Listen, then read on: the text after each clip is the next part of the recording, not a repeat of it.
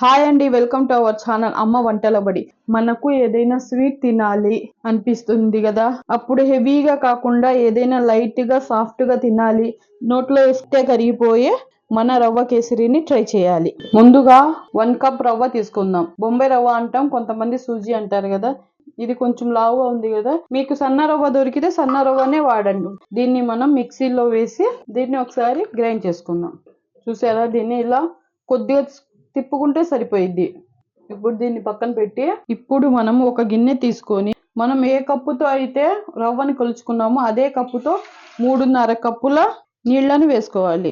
ఈ వీడియోని మొదటిసారిగా చూస్తున్నట్టయితే ఈ ఛానల్ ని సబ్స్క్రైబ్ చేయండి. స్టవ్ వెలిగించి దీన్ని ఒక చిన్న మంట మీద నీళ్లు బాగా వేడి అవ్వటానికి పెట్టేయాలి. ఇప్పుడు ఇందులో కొద్దిగా కుంకుమ పువ్వు వేసుకుంటున్నా, ఇది కలర్ రావడానికి కోసం. మీ దగ్గర కుంకుమ పువ్వు లేకపోతే దీన్ని స్కిప్ చేసేయవచ్చు, లేదా మీ దగ్గర ఏ కలర్ ఉంటే ఆ కలర్ వేసుకోవచ్చు.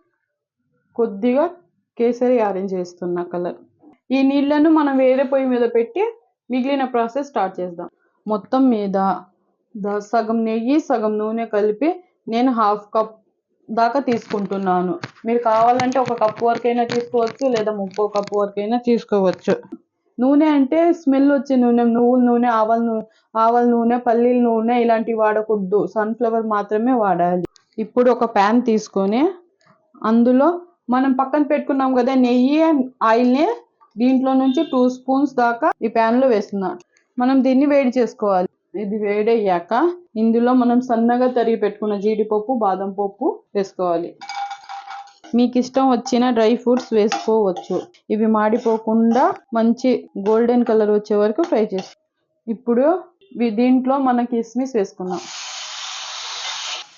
నేను కిస్మిస్ ఎప్పుడు కడిగే వాడుతానండి. వీటిని ఒక ప్లేట్లో తీసుకుందాం. ఇప్పుడు ఇదే ప్యాన్ లో మనం గ్రైండ్ చేసి పెట్టుకున్నాం కదా రవ్వని, దాంట్ని వేసుకుందాం. మంట ఎప్పుడు స్లోలోనే పెట్టి చేసుకోవాలి, అసలు పెంచకూడదు మంటని. ఇప్పుడు ఇందులో మన కేసరి టేస్ట్ ఇంకా పెంచాలంటే 1 స్పూన్ గోధుమ పిండి గానీ శనగపిండి గానీ వేసుకోవాలి. ఇప్పుడు దీన్ని ఒకసారి బాగా కలుపుకుందాం. అడుగంటుకోకుండా మంటను చాలా స్లోలో పెట్టి కలుపుతూ ఫ్రై చేసుకోవాలి. ఇందులో 2 స్పూన్ల నెయ్యి వేస్తున్నాను. దీన్ని బాగా కలుపుకోవాలి. ఇప్పుడు మరో 2 స్పూన్లు నెయ్యి. ఈ బొంబాయి రవ్వ కలర్ చేంజ్ అవ్వాలి, వైట్ నుంచి కొంచెం ఎల్లో కలర్ లోకి మారిద్ది కదా, అప్పటి వరకు మనం కొద్దిగా నెయ్యిని యాడ్ చేసుకుంటూ, మరీ ఎక్కువ వేసేయకండి, 1 స్పూన్ నెయ్యిని యాడ్ చేసుకుంటూ దీన్ని మనం మంచి స్మెల్ వచ్చే వరకు ఫ్రై చేసుకోవాలి. చూసారా, సీక్రెట్ మొత్తం దీంట్లోనే ఉందండి. ఈ రవ్వని మనం ఎంత బాగా ఫ్రై చేసుకుంటామో మన కేసరి అంత మంచి టేస్ట్ వచ్చింది.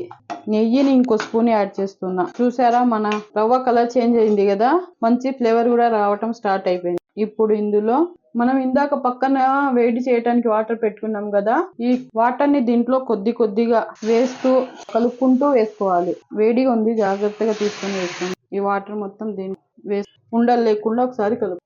చూసారా, ఇలా కలుపుకొని దీన్ని చిన్న మంట మీద ఒక 2 నిమిషాల వరకు మూత పెట్టి వదిలేయాలి. మన 2 నిమిషాలు అయిపోయాయి కదా, ఈ లోపు మన రవ్వ కూడా కొంచెం దగ్గర పడిపోయింది కదా. ఇప్పుడు ఇందులో అడుగంటుకోకుండా 2 స్పూన్స్ నెయ్యి వేసుకున్నాం. దీన్ని ఒకసారి బాగా ఇలా కలుపుకొని, చూసారా మన రవ్వ కూడా ఇలా మెత్తబడింది, ఉడికింది కదా. ఇప్పుడు ఏ కప్పుతో అయితే మనం రవ్వ కొలుచుకున్నామో అదే కప్పుతో 1 కప్ ఇంకా సగం, మీరు తినే స్వీట్ ని బట్టి ఎక్కువ తక్కువ వేసుకోవచ్చు. దీన్ని కూడా దీంట్లో బాగా కలుపుకుందాం. ఈ ప్రాసెస్ మొత్తం చిన్న మంట మీదే పెట్టుకొని చేసుకోవాలి. ఈ రవ్వలో ఈ పంచదార మొత్తం కలిపేస్తే అదే కరిగిపోయింది. దీనికోసం మనం సపరేట్ గా ఎటువంటి పాకం పట్టాల్సిన అవసరం లేదు. చూసారా, కొంచెం లూజ్ అవుతుంది కదా మన కేసరి.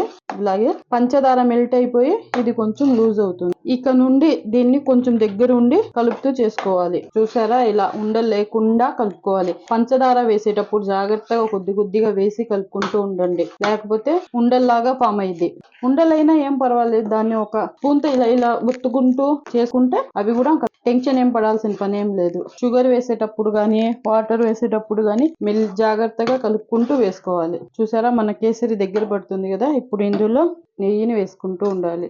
మొత్తం ఒకేసారి కాదు, కొద్దిగా వేస్తూ కలుపుకుంటూ ఉండాలి. ఇప్పుడే అడుగు పట్టే అవకాశం చాలా వరకు ఉంటుంది, అందుకే జాగ్రత్తగా కొద్దిగా నెయ్యి వేసుకుంటూ కలుపుకుంటూ ఉండాలి. మనం వేసిన నెయ్యి మొత్తం పీల్చుకుంది కదా, మళ్ళీ 2 స్పూన్ల నెయ్యి వేసుకోవాలి.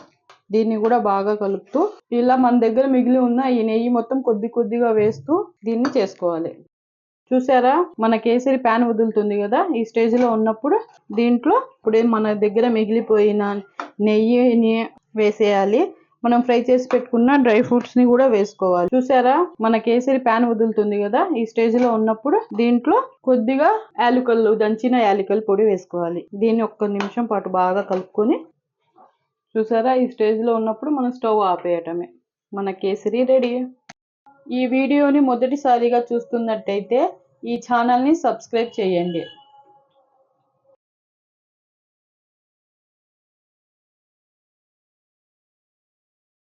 చూసారా మన కేసరి రెడీ. ఈ కేసరి రోజంతా ఇలాగే ఉన్నా గట్టిగా ఏమీ పడదు, ఇంతే సాఫ్ట్గా ఉంటుంది.